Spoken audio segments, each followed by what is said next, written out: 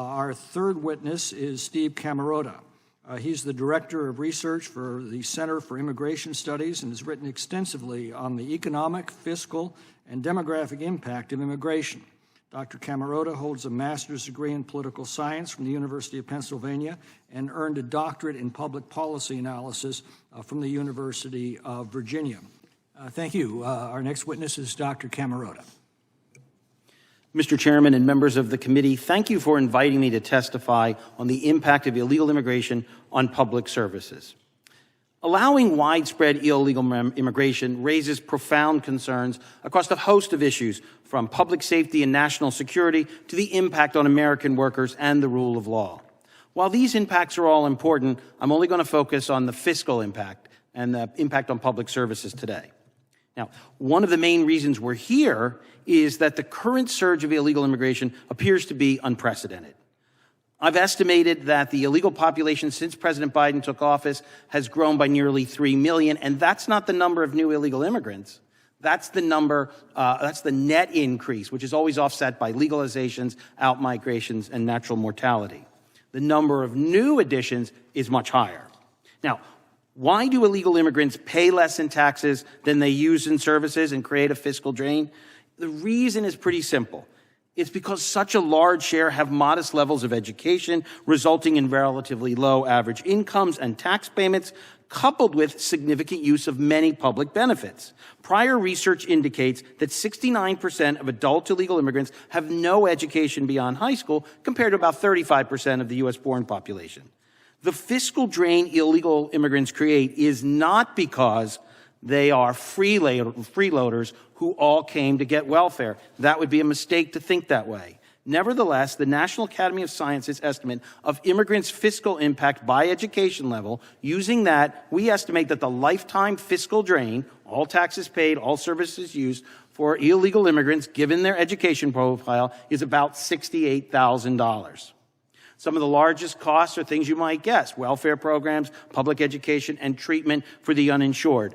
Based on the survey of income and program participation, we estimate that 59% of households headed by illegal immigrants use one of the major welfare programs, compared to 39% for U.S.-born households. Use of these programs likely totals by illegal immigrants about $42 billion a year.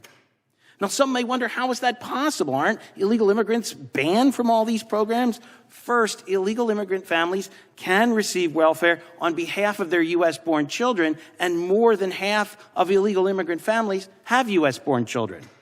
Also, illegal immigrants under the age of 18 are allowed to receive a number of programs directly, like free school meals and WIC.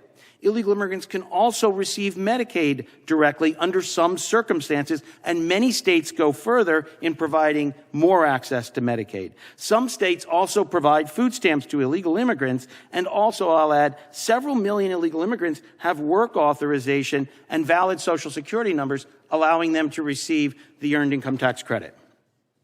The high rate of welfare use by illegal immigrants is not explained by an unwillingness to work. That's critically important.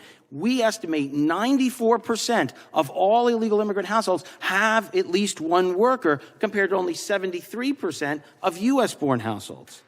But it is critically important to remember that welfare use and work go together.